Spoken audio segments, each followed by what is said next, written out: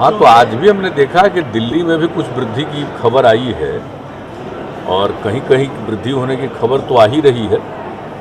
और हम लोगों के यहाँ तो आप जानते ही हैं कि 5 था, उससे भी थोड़ा बढ़ा है, 2-4 और बढ़ गया है। लेकिन हम लोगों के यहाँ तो ज़्यादा जानते ही हैं कि लगातार जांच कराया जा रहा है और कॉन्शसनेस बहुत है। लेकिन सवाल है कि बाहर में कहीं कुछ होगा तो आना जाना तो रहता ही न है। कोई भी आदमी वहाँ से आएगा, कहाँ होगा। तो यहाँ पर बहुत ज़्यादा लोगों को अलर्ट रखने का पूरा प्रबंध किया जा रहा है ताकि कोई आएंगे जाएंगे ताकि उनका जांच वगैरह होता रहे। और सब लोगों से आग्रह है कि जांच जरूर कराइएगा। और क्योंकि सरकार की तरफ से पूरी व्यवस्था है, हर जगह पर पूरी व्यवस्था, जांच होते रहे ताकि जिससे पता चले। क्योंकि बिहार में तो आप जानते ही हैं कि जो जांच का दर है हम लोगों का वो सर्वाधिक, जो देश का 10 लाख में जितना जांच हुआ है, हो रहा है, उससे ज़्यादा हम लोगों के यहाँ अकेले बिहार में भी हो रहा है। इसलिए पूरी जागृति है और इसको किए रहेंगे। लेकिन अब जानते हैं कोरोना तो एक ऐसा दौर है और दूसरे देशों में भी बढ़ा है। हम लोगों के यहाँ तो बहुत नीचे गया, बिहार में भी काफ़ी नीचे गया। लेकिन अगर फिर कहीं बढ़ रहा है तो उसके लिए अलर्ट रहने की ज़रूरत है। हम लोगों के यहाँ अलर्टनेस है। अब उसके लिए जो भी ज़रूरी है उसको किया जाएगा, सब कार्रवाई की जाएगी। और सिर्फ कोरोना ही नहीं, हम तो बार बार आपको कह रहे हैं कि भीषण गर्मी के चलते जो अन्य प्रकार की बीमारियों का भी खतरा है, उसके लिए भी काफ़ी विभाग के द्वारा और प्रशासन के द्वारा सब जगह इसके लिए ध्यान रखा जा रहा है। और उसके लिए निरंतर हम लोग ज़रूर जानकारी लेते रहते हैं कि कहाँ पर किस जगह पर क्या स्थिति है, सब ध्यान दे रहे हैं। अब आज ही देखिए ना, कुछ जगह पर 44 पहुँच गया, यहाँ पर भी 42, तो इसलिए तो हो ही सकता है कुछ ज़्यादा ही हो रहा है। अभी इस महीने में, अप्रैल महीने में इतना ज़्यादा होना, ये हाईएस्ट हो गया है ना, पिछले अनेक वर्षों से भी ज़्यादा हुआ है। इसलिए लोगों को तो रखना ही पड़ेगा। तो हम लोग हैं इसके लिए अलर्ट पूरे तौर पर। और पूरा प्रशासन में न सिर्फ हेल्थ डिपार्टमेंट बल्कि प्रशासन की तरफ से भी अलर्ट रखा गया है कि सब लोग इसके लिए जागरूक रहें और सरकारी लोग भी जागरूक रहें, देख लें एक एक चीज़ को, लेकिन काम तो करते रहना। तो इसके लिए है हम लोग तो चल रहे हैं पूरा। और तो AES वाला तो बराबर बता ही दिए, उसके लिए भी हर तरह से किया ही जा रहा है, जानते ही हैं। तो उसके लिए हम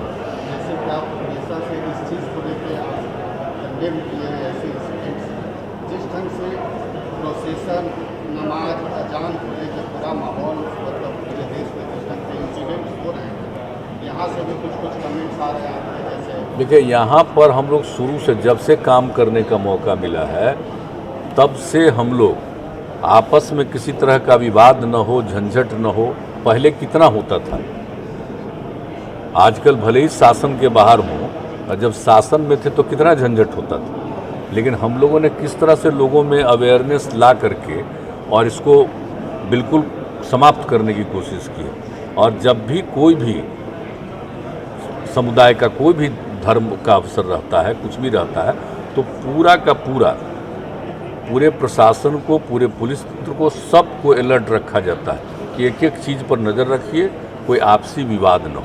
तो हम लोगों के यहाँ तो बहुत कम न के बराबर होता है और एक एक चीज़ पर पूरा का पूरा कॉन्शसनेस है। आप याद कर लीजिए ना, 6-7 से ही देख लीजिए कितना ज़्यादा एक एक चीज़ पर नज़र रखी जाती है, कहीं भी कुछ होता है। तो इस बार भी तो अभी स्थिति ठीक है सब जगह। लेकिन अब इन चीज़ों पर क्या प्रतिक्रिया है, किसको जो मन में आता है वो बोलते रहता है। लेकिन हम लोग तो यही चाहेंगे कि भाई, आप तो देखते हैं हम तो सब जगह कि आपस में प्रेम और भाईचारे का भाव रखना चाहिए।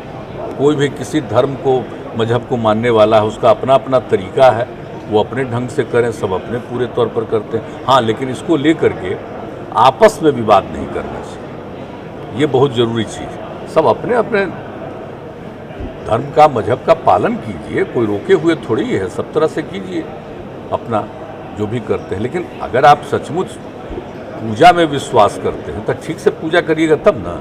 एक दूसरे से झगड़ा करना से पूजा का कोई संबंध है? अगर कोई भी किसी कम्युनिटी का हो, अगर आपस में इस तरह का कोई विवाद करता है तो मान लीजिए कि उसको धर्म से कोई मतलब नहीं। इसका मतलब है कुछ सही आदमी नहीं है, किसी न किसी प्रकार से कोई विवाद पैदा करना चाहेगा। लेकिन हम लोग यहाँ बिहार में इसको लेकर के काफ़ी अलर्टनेस किए और यहाँ पर देख रहे हैं ना कि पहले किस तरह की स्थिति रहती थी, अब धीरे धीरे कैसी स्थिति हो गई। इसलिए यहाँ पर अलर्टनेस है, इतना हम आपको जरूर कहें। यहाँ पर ऐसा कुछ नहीं, लेकिन कुछ न कुछ तो इधर उधर होता ही रहता है, उसके लिए ज़्यादा चिंता मत करिए। यहाँ पर सब लोगों को हम लोग इजाज़त देते हैं कि पूरा करिए, पूरे तौर पर सबकी इज्जत करते हैं, हम लोग किसी को अपमानित नहीं करते। इज्जत इसलिए करते हैं कि सब जरा पूरे तौर पर विश्वास रखो और कहीं एक दूसरे के खिलाफ मत करो गड़बड़ी, अपना पूरे तौर पर अपनी तरफ विश्वास रखो और करो, खुद करना है जो भी तुमको जो भी करना है। मंत्रिमंडल में से ही आपके जो सदस्य हैं उन्हीं लोग का कुछ न कुछ स्टेटमेंट ऐसे आते हैं जो कि थोड़ा सा हम नहीं देखें, अगर स्टेटमेंट में आए तो हमको बता दीजिएगा फ़ोन से, हम तुरंत पूछ लेंगे उनसे कि क्या के लिए बोल रहे। हमारे पास तो कहीं कुछ होता है तो तत्काल पूछ लेते हैं, इसलिए ऐसा कुछ नहीं है। कोई भूल से कोई चीज़ बोल दिया हो तो बात अलग है, लेकिन हम लोग तो अलर्ट रखते हैं कि भाई सब चीज़ में नहीं कुछ इंटरफेयर। प्रशांत किशोर आपकी पार्टी में इम्पोर्टेंट पोजीशन पर है, कई पार्टियों के लिए काम किया, आप कांग्रेस के लिए जिम्मेवारी संभाल रहे हैं कि कांग्रेस का किस्मत 2024 में बदल जाए। ऐसा कहा भी जाता है कि विपक्ष को मजबूत रहना चाहिए लोकतंत्र की सफलता के लिए, लोकतंत्र की अच्छाई के लिए। तो आपको क्या लगता है कि आपका अनुभव है, प्रशांत किशोर आपके लिए काम कर चुके हैं पार्टी में, तो क्या लगता है प्रशांत किशोर कितना सफल हो पाएंगे और वहाँ कितना काम? इस पर मेरी कोई प्रतिक्रिया नहीं, हमारी इस पर कोई प्रतिक्रिया नहीं। देखिए, सबको अपना अधिकार है, राजनीतिक रूप से कोई क्या करना चाहता है उसका अपना अधिकार है। हमसे व्यक्तिगत संबंध रहा है भी, लेकिन मुझसे जब बातचीत होती है कभी भी तो ये सब बात तो कभी नहीं होती। तो हम तो पहले भी बता चुके हैं, मेरी तबीयत खराब थी तब करना, या दिल्ली गए हुए थे तो हालचाल लेने के लिए, तो हमसे जो संबंध है दूसरा है। लेकिन राजनीतिक रूप पर तो सबको अधिकार न है भाई कि कौन क्या करना चाहता है। सबसे पहले किन के साथ था? बीजेपी के साथ था।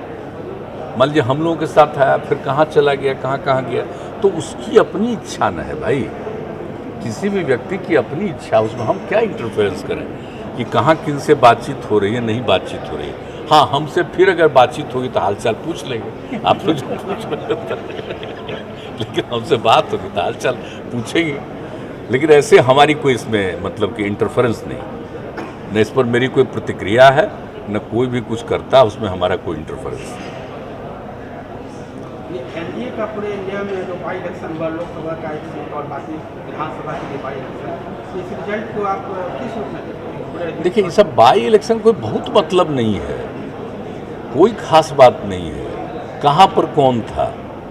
अब हम लोगों के यहाँ मान लीजिए कि एक जगह बाई इलेक्शन में अगर मात हार हो गई थी, कौन ऐसी खास बात है, लोग की जो इच्छा जैसे कि कुछ बात हो।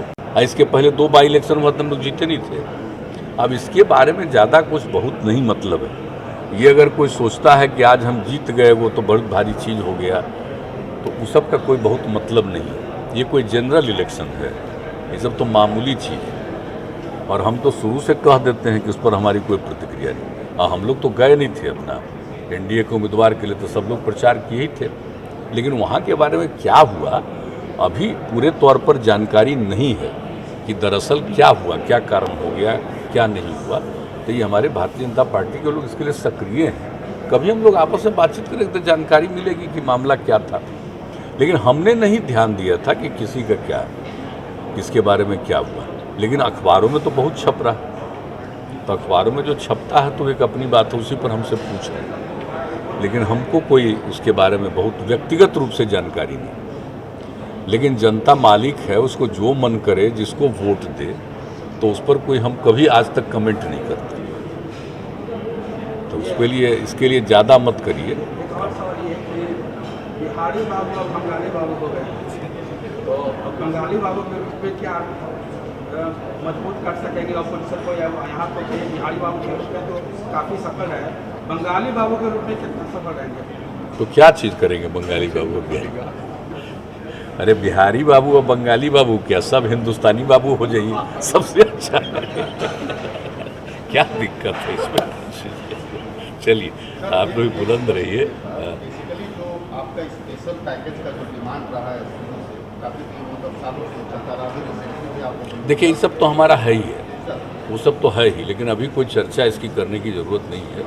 ये सब तो हम लोग शुरू से करते ही रहते हैं, काम भी करते रहते हैं, और जो बिहार को ज़रूरत रहती है उसके लिए बात भी करते रहते हैं, डिमांड भी करते रहते हैं, लेकिन इसको कोई इशू बनाने से अभी क्या फ़ायदा है। इसमें जैसे बीच-बीच में सेंट्रल गवर्नमेंट के मिनिस्टर्स का जो एक स्टेटमेंट आता है तो लगता है कि निगेट करने की कोशिश की जा रही है कि भाई चलिए ना, कौन क्या स्टेटमेंट देता है, तो हम लोग तो जितना बिहार के लिए करते रहते हैं तो आप लोगों को पता ही न है। मांग भी करते हैं लेकिन काम भी करते हैं और पूरा ध्यान भी देते हैं, तो लगे रहते हैं।